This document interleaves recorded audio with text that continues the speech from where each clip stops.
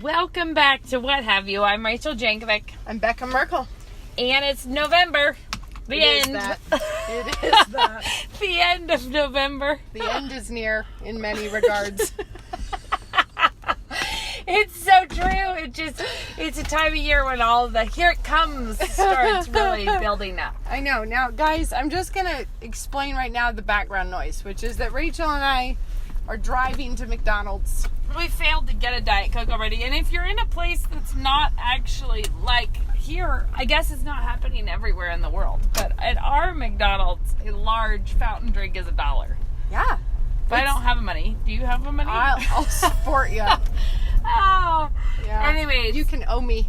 Here, I'll hold it. Yeah, you thanks. drive and I'll All hold right. the dang phone. Anyways, we're This driving way there. would be easier. Oh, well. Well. Yeah. Ooh. So that's what we're up to. We're gearing up for the holidays that we spoke of last time. Yeah, we are. We canceled a whole episode in between. I can't remember what we did, but it was no good. Sometimes we do a no good job. Oh, we did. We did a whole episode. We and then did we were an like, episode. That It was the worst. It was terrible, you The guys. worst. It was not funny. So, okay, but like life, I feel like it's just continuing on at its incredible pace. At a clip. You know, one of my favorite gifs is that lady running down the stairs that turns into falling down the stairs, but she's somehow falling still on her feet. Like she runs the whole way down the stairs falling. How have I not seen this? At the very bottom, I feel like she like just belly flops and throws her purse, and it's amazing. That's kind of like November through December. It's A little bit, It's yeah. not exactly a controlled fall. It's just that you're trying to keep it from being full on somersaults. Or free fall, you know. Yeah, you're looking for something more like a little bit of a paced wipeout.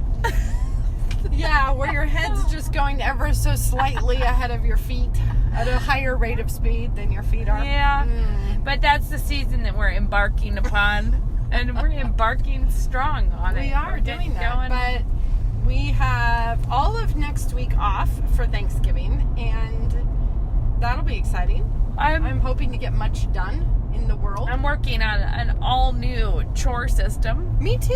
Which is actually quite overdue in my life because we moved.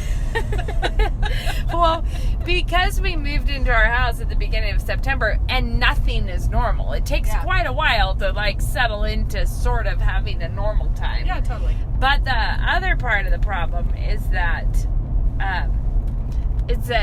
you like kind of get seat heaters on. I like the seat heater. I just don't like all the hot air that's happening. So, anyways, the thing that happens in this time is that it takes quite a while to get to the baseline to try to maintain at the baseline. Like it's just so much. Yeah. And because we've been doing more hospitality than ever before. Yep. Or just not more, but a different scale of hospitality, I suppose. Yeah. Which, guys, big news for all of you who are out there in the world of the soup nights, which there are a lot of you now doing. Yeah. What's the big news? Well, this is big news to me. Okay. So I'm ready. maybe What the is rest of you won't care like I care, but I feel when we were shopping for a stove for our new house, that was a more complicated question than I had initially imagined it could be. Okay. Because I wanted a 60-inch range, which is huge, but because I wanted 2 ovens under it. But when we actually went and looked at them, even these huge, like Wolf ranges had really small ovens. The full-sized ovens were not big ovens, which is a letdown. Okay. Because as it turns out, I don't need ovens that can accommodate, 18 different side dishes. I generally need something that can take a lot of potatoes at one time to roast, or a lot. It's not like I don't have, you know what I mean? It's like the concern of my life is volume, not whatever. So variety. We ended up with a range that is only 48 inches, but the big oven can take a full-size sheet pan. So it's, all this is to say, the feature that I didn't know that I was looking for, that I'm super stoked about now, Ready. And then any of you who are shopping for ovens, let it be known now that this is a thing you care about, is that it has a really, really good simmer burner. Like, it's made, the range top is made for large pots, like large items. And it does a really good simmer feature, which means that when I have served, like when we have a soup night or whatever, there can be like a pot with chili in it on the stove for like a couple hours on simmer without me stirring it, and nothing happens to it. It just stays hot. It doesn't do any disasters. Okay, tell me this though, because last night was soup night, so I was contemplating this very question that you have brought up. I love my stovetop because it has the power burner in the middle, which I really like the ability, especially with a big soup pot, to get something up to a boil. I think mine claims that they're all power burners. Okay. I don't know. Well, mine is, I don't know that it gets hotter, but it's big. So it just, it can handle a big pot. That's actually the one thing. If you were wanting to put a saucepan that is like a mini saucepan on my stove, it doesn't really know where to put that. I think you'd have to put it on the griddle. Yeah. Well, the thing that I'm having a question about is last night I did chicken tikka over rice. Oh my gosh, you know what happened? This is annoying. Then I'll come back to my thought, but I have to tell you this. Everyone, Rachel and I both have jumbo rice cookers. And if you need to cook a lot of rice for a lot of people. They're restaurant rice cookers. So it's 60 rice cups. 60 rice cups, which is enough for a large Which is really crowd. dumb, because I think a rice cup is 3/4 cup. So why don't they just tell us what size it really means? But anyway, it's real big, and it's really handy to have one of those around, because sometimes you need to make a ton of rice. Anyway, I successfully boiled whole potatoes for your fall you did. thing. That's right. Yeah. But anyway, if you need a huge rice cooker, just know that they're out there. Anyway, be aware. And look on Amazon, and there you'll have it. But the point is that I have this jumbo rice cooker, and I was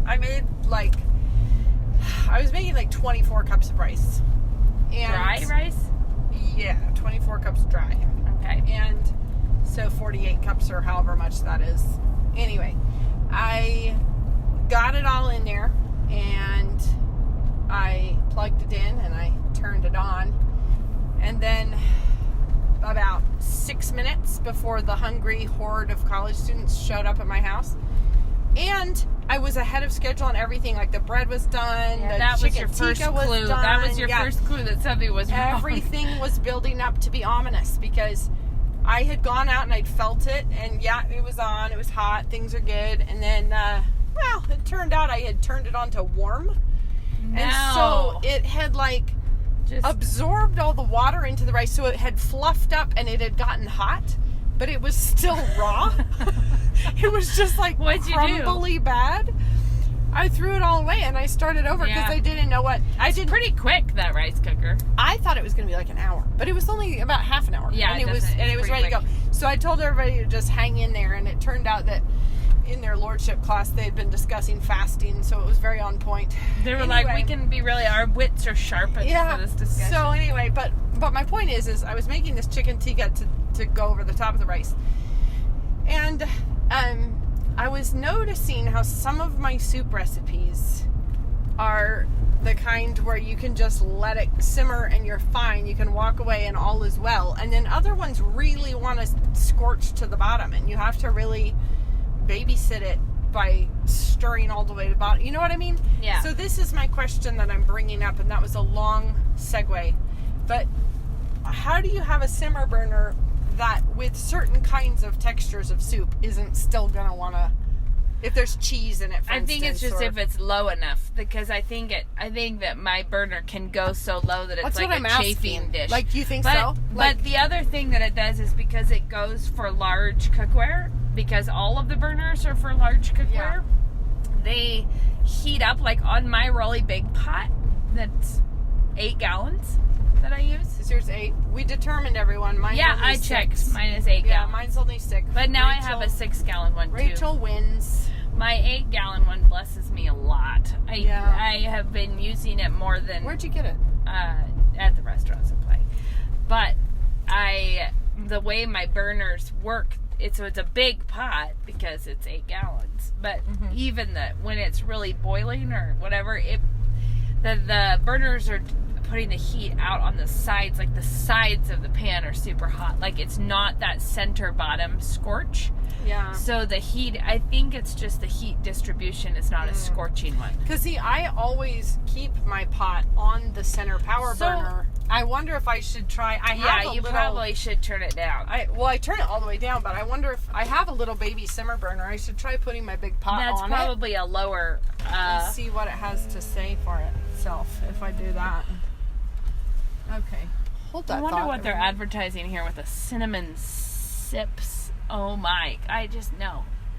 We don't want that. Welcome to McDonald's. I can take your order whenever you're ready. Yeah, could we get 2 large Diet Cokes, please? Sure thing. 2 large Diet Cokes. Yep.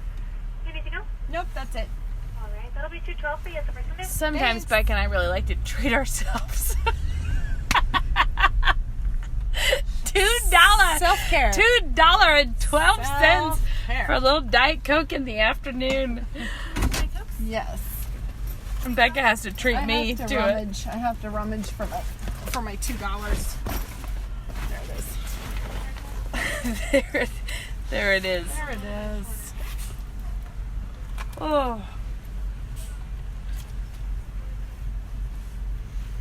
Well, I like that we're bringing everyone with us. I know. Okay, so what I was gonna say is that because I have this big pot, and because I've been feeding big groups. Thank you. One thing I have been doing that is really going off campus, as far as I know, has been cooking things that I wouldn't have thought of as being a pot endeavor. So you weren't at Sabbath this last week, but I cooked a bunch of pork roasts in the pot. Oh, on the stovetop? On the stovetop. Okay, that was random. I was like, forget pot roast. Let's try a pot full of roasts. This is not a singular pot roast. Thank you. Yeah. Thanks. All right, thanks a bunch. Yeah, we know him. You know what, though? What? It's reminding me of a moment where I was with another girl that we both thought the guy ahead of us in Starbucks was a youth from our church. And after a little while of awkwardly standing near him, I was like, hey, how's it going? But of course I used his name. And he just looked at us blankly. I am not. But we both thought it was him.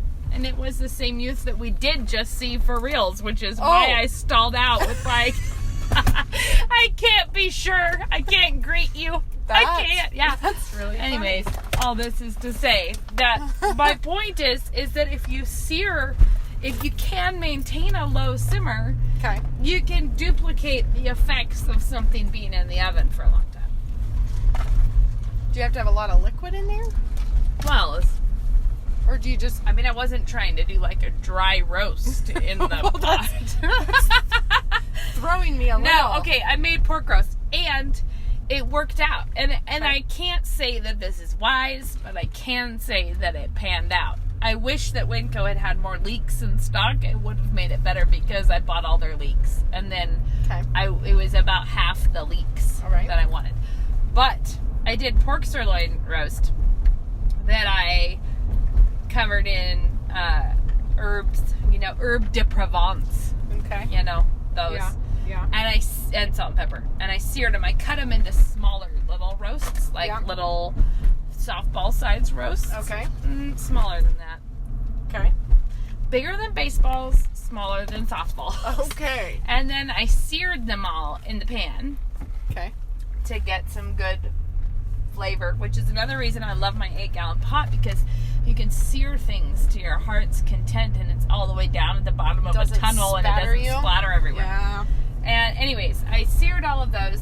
Then I put a ton of leeks in there, but about half is what I should have put in there.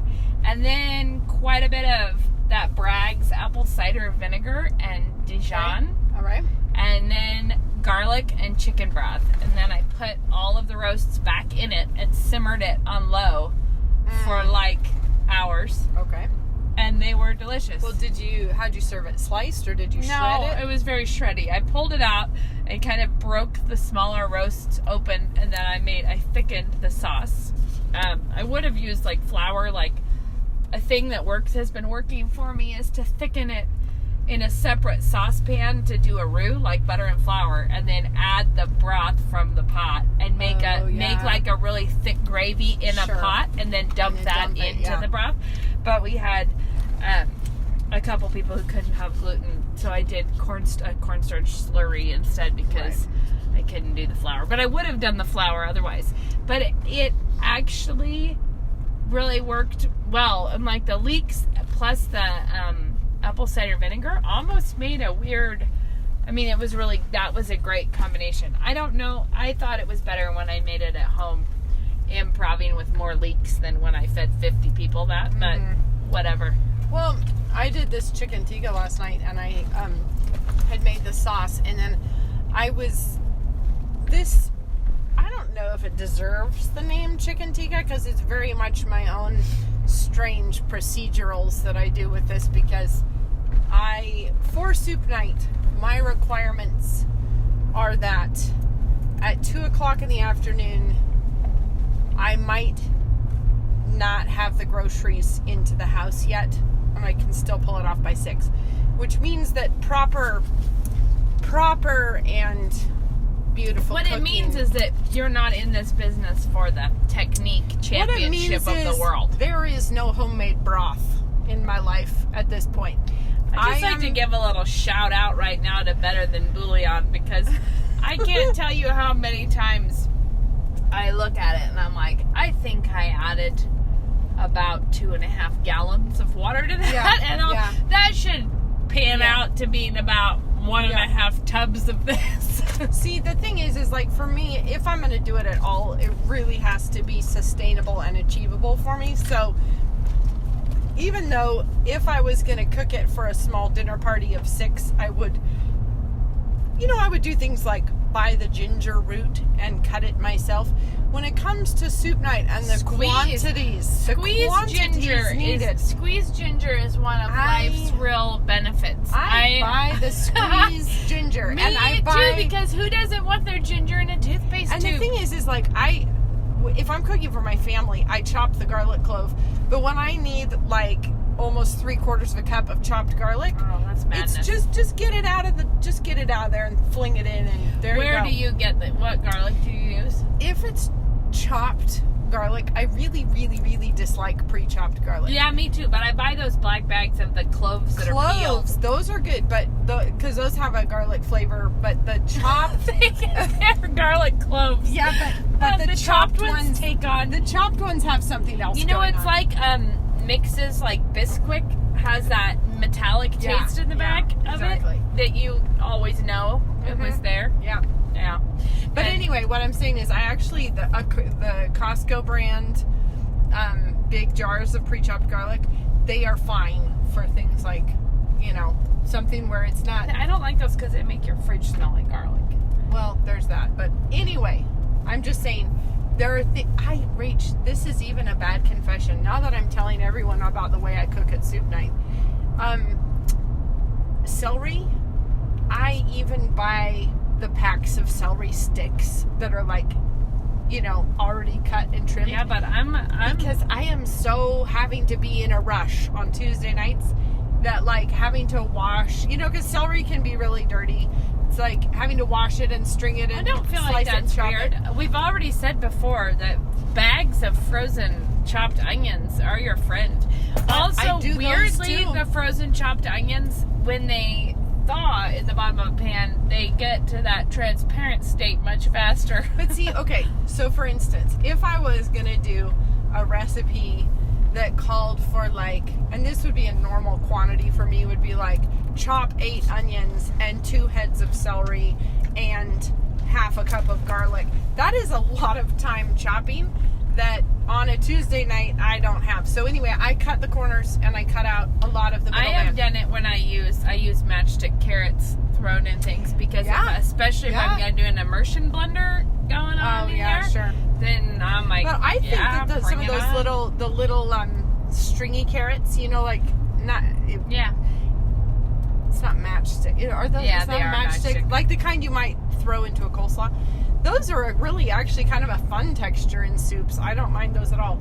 But anyhow, what I'm trying to say is that the chicken tikka that I made last night no doubt is not even remotely the proper procedure for doing it. However, I made the sauce. I made the garam masala myself because it just is helpful. Anyway, the store where I was shopping doesn't even carry garam masala, so I just mixed that all up and threw it all in with the onions and everything, and then Can I just say, do you make this regularly? Medium. Why? Because if you go to the Fun Mart, they have garam masala in a cardboard box. It's like the size of a Bisquick mix. It is monster huge and it is cheap. Okay. And I bought That's it a good there tip. one time, and then I just had garam masala just everywhere. I didn't need that much. Yeah, so. and I didn't I needed like 3/4 of a cup of garam masala. Yeah, but this is the way you should do it because it's cheaper than putting the other spices together. It's very cheap. But anyhow, so that's a hot tip for later. But I cooked all the chicken breasts which I cut down to about 1/3 of a chicken breast in the sauce, and I just let it simmer until it was kind of soft. And then I just grabbed the potato masher, and when the potato masher in that sauce shreds it beautifully. Like, it was very funny. Isn't your pot like full? Well, because it was going to go over rice, it was only about half full. Oh, okay. Because I was trying to picture you plunging your whole arm down into I have an industrial-sized potato masher. Oh, that's right, you do. I saw that one. It works in the big pot, and if you make a large amount of potatoes, buy yourself one. You'll never look back. It's really good. So now we've given a lot of large-scale food counsel to everyone. Apropos of nothing, or maybe I'll tell you because you're getting ready for the holidays. Like it. It's like, everyone pull up your socks and buy a huge box of garam masala and an industrial rice cooker and an industrial potato masher and an 8-gallon pot, and don't you stop until you've made something in that. According to no rules at all, just follow your instincts, and wherever they go, there all your guests will be too. To thine own self be true. Oh man. Oh gosh. But I will say that coming up on Christmas reminds me of the fact that I did finally, well, like a couple of years ago, but finally tapped into the secrets of I'm passing your driveway. I'm not used to coming out of the of potato, like a gratin or whatever, the scalloped potatoes that I made for Christmas. And I have to say that I bought the clear glass pans for them, and I buy nice cheese that costs us all our life. This is only for Christmas. We buy the cheese that costs us too much. But if you buy yourself, like I have told you before this time, buy yourself the potatoes one by one that were made for the right peeling dimensions and that will fit down the chute of your food processor. Because I buy the potatoes that look like they were made from my food processor chute. Yeah, that's a good idea. I peel them and put them down in there, and if you put them immediately into a big pot or a bowl of cold water to keep them from oxidizing and being weird, then you get all your potatoes peeled and sliced in. And then I drain the whole bowl, and then drain it well. You don't want that water all in there. And then I just pour cream over it, and like fresh thyme, and sometimes some nutmeg, and like a little bit of cayenne sometimes, and then salt and pepper, and then taste one of the potatoes. Like, I don't actually eat it, but bite it, like just see if it's safe, because potatoes are one of those things that can absorb a lot of salt and make it seem really bland. So you want it to be just a tiny bit saltier than you would, when you taste it, you want it to just be a tiny bit salty. Anyways, and pepper. And then I layer it in the pan, and you want all of those potatoes, you want the cream to come halfway up the side, which is why a glass pan is helpful. Because you can see that the cream is halfway up the side. Yeah. Then you top it with a delicious cheese that cost you your life at Safeway probably. and you can put butter on it if you go to, and then bake it that way. But I do those, if you make them even a day ahead of the important holiday, they reheat beautifully. So bake them. So you can bake them and put them in the fridge, you know, and you're somewhere else. Yeah. And that's really effective. It is a good tip. Still are talking about food. We're still doing But I that. make 3 big pans of that usually for the Christmas dinner. And that's just our family usually. It's not. Yeah. Well, here's a way that we could make this seem intentional that we just did that. I've gotten actually from a number of different places people asking if we would talk about your relationship to food. Like, as a woman, All right. your relationship to food. Like, have you gotten this question? I have, gotten but it a few but you different reminded me places. that I got other questions too, but that I said, oh, bring that up. Oh, me too. And I think there's an important one. So everyone, Stay tuned for why don't we just say buckle up for a quick fire question? Like I we was were going to say no. Like, just stay buckled up for another day. We'll talk about relationship. to why food. don't? Oh, for that one. Let's just Did talk you about not this. want to talk about that? No, I'm bored of it now. We talked about food already too much. What if we hold that thought? But there was a really good question about Facebook groups. Oh, okay. This let's one's do these. important. Let's do these really quickly because. Okay, all right. The question that I meant to bring up. There were 2 different ones. One of them was about, what if? Okay. Which one do you want to talk about first? Yours? Sure. That one? You go, hold your thought. Pose and then the we'll come question back. like you're someone else. So the question, like I'm someone else. Pretend. Do a different voice. I'm gonna pretend my name is Tina. No. The Actually, question. this one, I know which question you're going to bring up because you were talking about. I was going to say this connects to our other most frequently brought up questions. Go ahead. Which is what? I shouldn't have interrupted you. Just say We're really getting meta right now. Yeah, the problem is that we both know what we're talking about, so that's no not one helpful. else does. Just okay. say it briefly. So the idea is, what about these Facebook groups where women get together and they share things about, their relationship with their husband, or it might be just kind of like private things about your relationship with your husband. They get shared and advice gets asked among other women. And it might not be a Facebook group. Maybe it's your book group. Maybe it's your Bible study. Maybe it's your prayer partners. Maybe it's your sisters. Whatever it is, how much do you allow that traffic between something that's private? It's sort of like, I feel like if the group is a specific group, then they've marked themselves off with, this is like our belief system, this is our values, this is our whatever.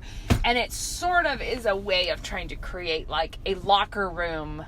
Yeah. Where you choose which locker room you wanted to be in, but when you're in there, we expect you to not have your clothes on, pretty much. By the time you get in there, we expect to all know everything about you.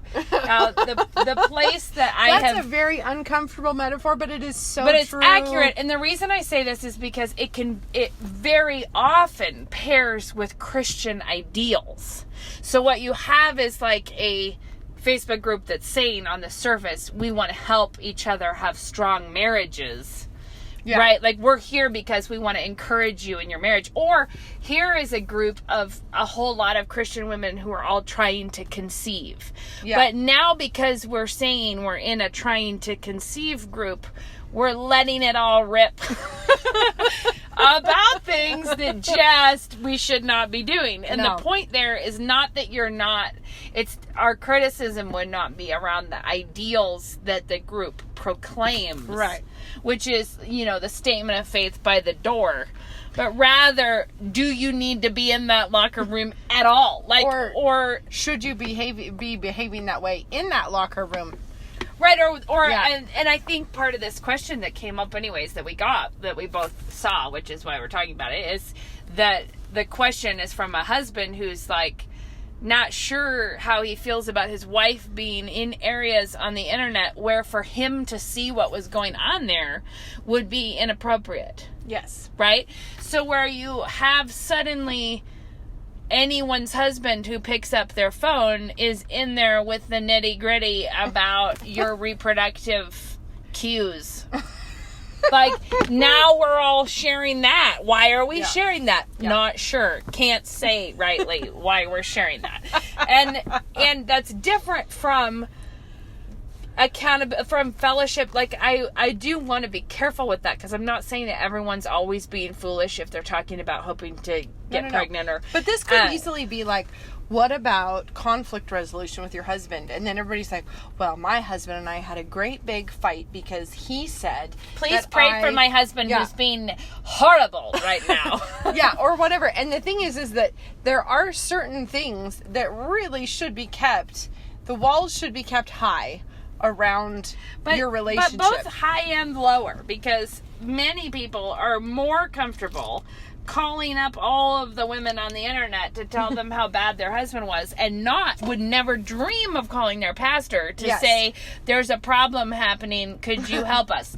And the reason is because they don't want to tell anyone who's actually close enough to hold them accountable and their husband. So if you actually are having a big problem and you call your pastor, well, your husband's gonna know that you were maybe inflating the narrative a touch. Because when is your husband gonna get called into the Facebook group to give his half of the story? No, and that's the thing, is that if women would rather, so when you say they're letting the walls be too low, they're also, it's like, it's just wrong. It's wrong. Yeah. Because it's not that it's wrong for someone to know that your husband was being a fiend. If he was, then someone should know, but it's not all the ladies of the greater Ohio area that believe that contraception is wrong. I mean, like, that's not the people to go to in this situation. The thing is that it is true that if you are having a big scale issue in your marriage, then absolutely call the pastor. But if you are miffed about the budget that your husband set for how many lattes you can get per month, back out of the internet entirely of that. Just actually, the only people that should be privy to that dispute are you and your husband. End of story. And if it makes its way to the elders, it's really about something else at this point. Yeah, it's about your, And I'm not saying that could never become a part of a bigger narrative. Yeah. But if it's just a squabble fest that you're having, nobody, your children, your sister, your mother, or your pastor, or the women of the internet, nobody should get a piece of that. This is, I just want to say, this is a human thing. This is important. And these are the sorts of truths that is really good to look at yourself honestly. It's like, take off your tinted glasses and just look at yourself for a moment and notice that, no, in fact, you are not tan. That's how... but my point here is that, triangling is very real. So triangling, when you, like they say in an affair, that a lot of the time when the spouse finds out, the affair is over. Not because the spouse put an end to it, but because it always was about the spouse in the first place. It always was about this dysfunctional relationship, not about... So what do you mean by triangling? Triangling meaning that it's not a separate love affair between these two people. It's actually all about the marriage. It's it's not like, it's not like just accidentally this person fell in love twice. It's like one time they fell in love and one time they committed major betrayal. right? Like, they were different things happening. Mm-hmm. And of course, this is not like a universal rule or it's just anything. Sure. Right. But what I was going to say is a commitment to not blab your petty squabbles is a commitment to not have them, because there is no pleasure in having it privately. If your husband is like, I'd like you to cut back on the coffee budget, and you're like, well, I never. Like, and then you start texting friends with eye-rolling gifs and things. Yeah. And if he knew how tired I was. And if all of that. Well, the pleasure, the thing is that you're actually just indulging a pleasure somewhere else that is not. But if your commitment is to keep such conflicts of opinions handled in a decent and orderly way, well, then there's actually no fun to be had in inflating it, dramatizing it, and if I could just bombing it around for another 6 weeks. It's no fun. Why would you do that? But the commitment to not drag other people into the fuss means don't do it in front of the children. And if you need to step into the other room and chat, do it. Mm-hmm. But don't have a festival with your husband. Don't make a big thing in the car with all your kids there. And especially, don't use your kids as pawns in a dispute with your spouse. And on this one, I actually don't care how big the problem is, because it's almost, because it's so much worse. Even if your situation has ended in awful, sad catastrophe. Divorce, yes. You should not be using your children as things that you can tear back and forth from each other. And to use your kids as the, basically use the kid as the rock you throw at your husband. Yeah, don't do it. It's so devastating to the children. And it's like, they should just see you and your husband as a united front that gets along great. And they they should not be privy to whatever the troubles are that you're having. And it's like, there's never going to be a marriage where there's no difference of opinion at any point. But just keep it decently under wraps, and let's say decently under wraps / take it to the appropriate authorities. There is not a time when your children are the appropriate authorities in your marriage. Not. So if there is genuinely a problem, who actually has to answer to God for you? And it is the elders and your pastor. Yep. And do you want them having no clue what dark deeds you've been up to? Really, when you need help, get it from the appropriate But the truth person. is if you are committed to dealing with the little things when they're little in the right way, chances Heads are high. Off an awful lot of. Chances are high that you're never going to be a catastrophe. Because it's true that later. Enormous storm clouds come about from little bits of evaporation here and there, right? Yep. So, there are ways of trimming down the contributors to the big fights. Yeah. Okay, but I want to move. We got to hustle into the next question. Okay, we got another one. This is one that we get asked all the time, and we almost never really answer it. I have no idea what it's going to be. It really pairs with this issue of Facebook groups, and a specific kind of Facebook group, which is often around what I was going to say is these women's kind of locker rooms, that I think women are buying into modern stupid thought that acts like your fertility, your pregnancy, your birth, that those things are women's only issues. Oh man, I hate that. And one of the questions that we get asked all the time is, how should we know when it's time to be done having kids? What kind of birth? We frequently get asked about birth control, and and we almost never. We sometimes just respond briefly about it, but we don't really talk about it. And what I wanted to say is, one of the main reasons that we don't talk about it, even though I think it would be easy for us to give... We could talk about principles, guidelines, things that we believe. Right. The main reason that we don't talk about it is because we don't actually think that your decision to have children, or to not have more children, or to space your children, or to desire more children, we don't think that should be our decision to influence in your life, right? So we could talk about principles that we think are godly principles, which there's a number of those, and we can talk about those in a second. But what I meant is that we don't think that it's our job to lead a bunch of women to think differently about how many kids they should have, because those women have husbands. Yeah. And those women should be following their husbands. And if your husband wants you to do something that is sinful, like abortifacient, birth control, or the morning after pill, that's an example where you need to get on it with calling your pastor. You need help, and you should absolutely refuse to obey. But also, that. if I could just say, talking about the principles is important in that a woman ought to know what she thinks about abortifacients. And so we would be very comfortable talking about that. Yeah.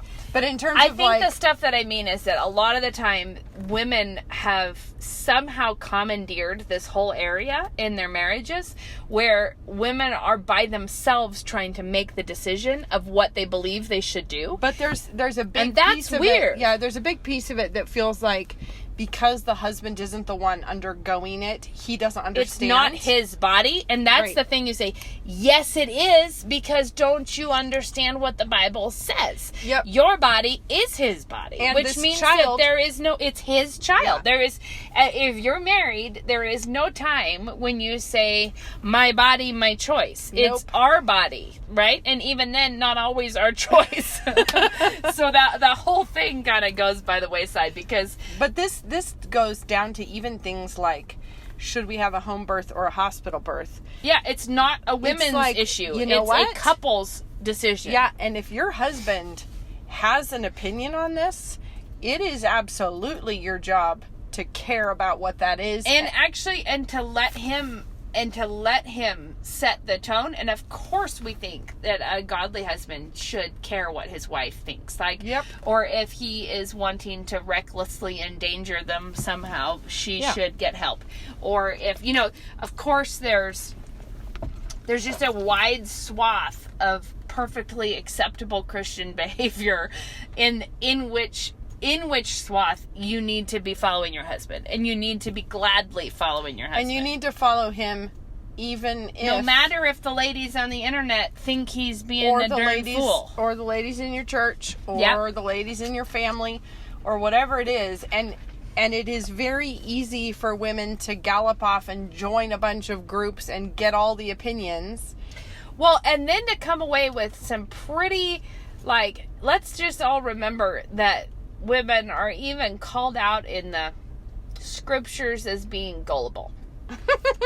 So let's just say that's a thing, right? That's a real thing that women, the fact that there are large groups of women on the internet encouraging one another to eat their placentas is enough to tell you that you can't trust the world on these things. You can't trust the men either, I would like to point out. But the men, as far as I know, don't do things like that. They do weird things. There's weirdos. But I don't know of many intense support groups like that men... no doubt. I think there are. Probably starts to get real weird real fast. Yeah, that's true. But I just think it's... I'll just pretend I didn't ask that. I don't want to know what the men are doing when it's weird on the internet. Please don't tell me. Don't link me up to strange pipe smokers and things that they're... I just think it's really, really important to remember that this is you and your husband. This is not you and the women who make the choices about your family. And I actually think a lot of the time men will defer to their wives, when it's should we? And so then there is a really big decision that women feel like they have to make by themselves. And I think it is important to just not, however you got into that situation, it's not yours. It is his responsibility on that. And I will say, as far as principles about birth control, the principles we would abide by are that children are a blessing, period. This is something that we have. Obviously, we are pro-life all the way to the back teeth, that there is no time when you can make that decision, that if there is a child, God wanted the child. Yeah. That's how it is. It's not a choice in that way. And we would be against abortifacient birth control. If and when we do something, we were talking once, I don't even know when, talking to the OB about, whatever he was telling us about the procedure to have your tubes tied. I can't remember what it's even called. They put a little screw in the ends of your tubes, and then the scar tissue blocks. It's a way to have your tubes tied. Okay. And but we were like, so can you, like, is it possible for you to get pregnant with a baby that can't implant because you did that? Like, Sure. is that possible? He was like, well, I mean, I guess it is possible. And we're like, so even if and when we get to that time when we're ready to say no more children, our decision is going to be made based on the future health of the next child. One that we're, so like, we would not do something that would, even if you're hoping to not have another baby, we would not do something that would make the womb hostile. Potentially harm. Yeah. Right. And so we're just not, that's just. But I would also say neither do we think that it is a Christian duty to undertake having as many children as you humanly possibly can crank out. We do think quality is an important. Well, I think quality in the sense of that you're actually doing your duty by your children, that you're educating them in the Lord, that you're taking care of them, that you're disciplining them, and you have that to they make are well loved, reasonable choices, because we live in a world where you always have to make reasonable choices. And so we don't think that it's like run for the border as fast as you can and have as many children as possible. But I do think that we live in a world of it airs weenies. On the other side. We live in a world of crazy weenies about having children. Luke and I were just talking about this the other night. We were like, we live in a world of weenies about every subject. Yeah, but about having children, we've really gone to seed on that one.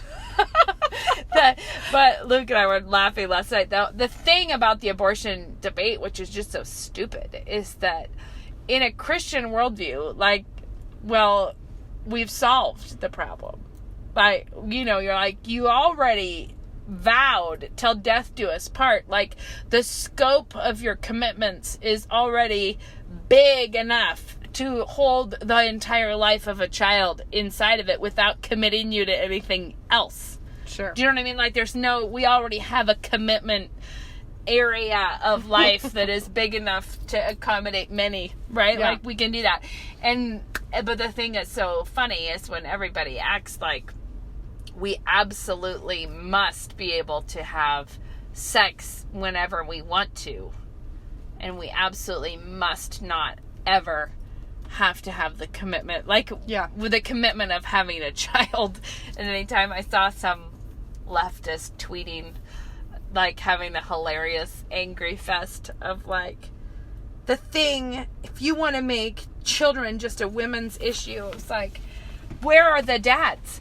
We need the dads to be long-term committed to the financial support. It was this hilarious lady freaking out, tweeting all these tweets, and someone's like, congrats, you've just invented marriage.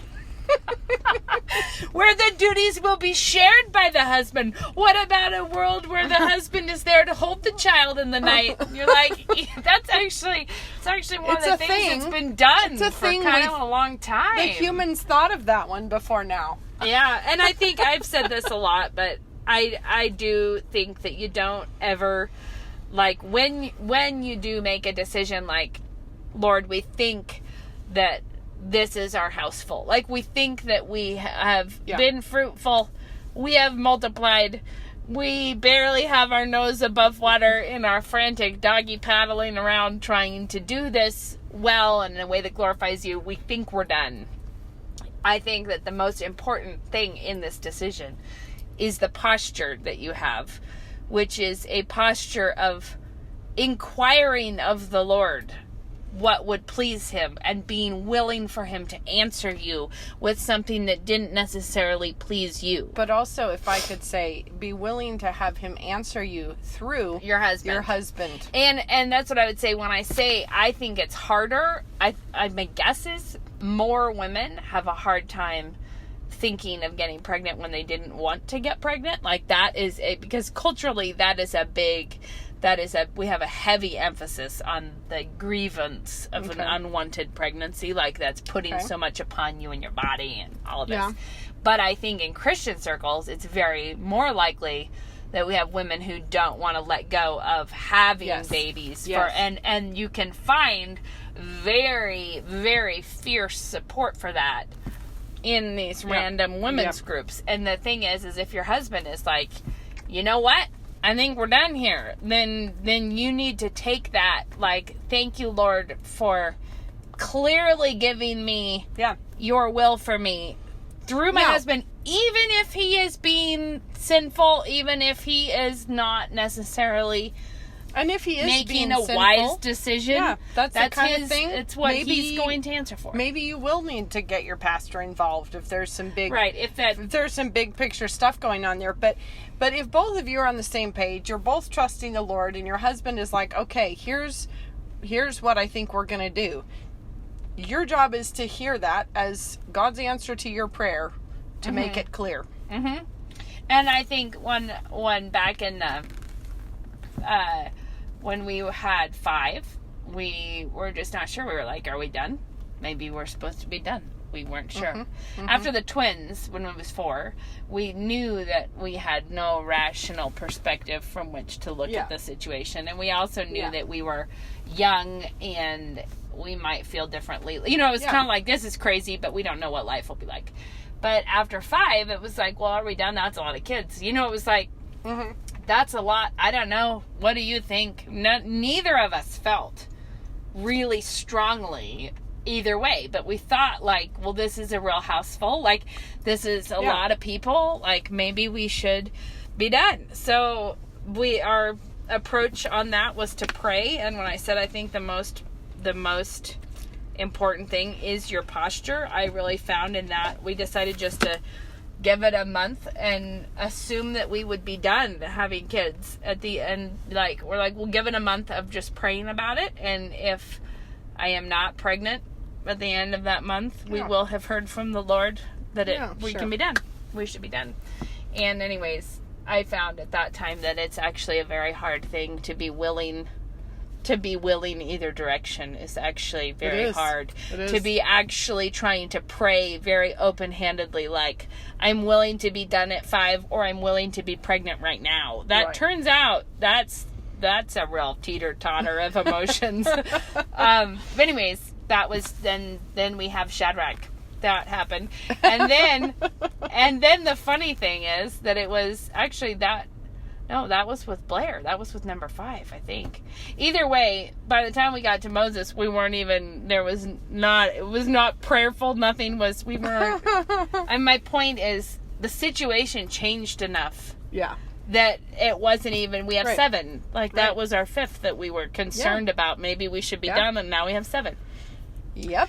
But my real point is, follow your husband and not go get into support groups of ladies saying, hey, everyone, tell me your convictions about this and lead me. And then getting with all the strength of other women, like, building you up to be stubborn and obstinate to your husband. Yeah. About, like, no, you don't understand. The ladies are really supporting my position on this. And of course, none of this should be taken to say you shouldn't have an opinion and you shouldn't have an informed opinion. Or that you're not allowed to talk to other women about things. Yeah, because of course, like, just getting insight or talking to other ladies, but just resist the temptation to overshare and invite a lot of other people into your marriage where they really don't belong. And where that's the other thing, is that these random internet people have no vested interest in what happens to you after you take their advice. No, and we had a really, I can remember one time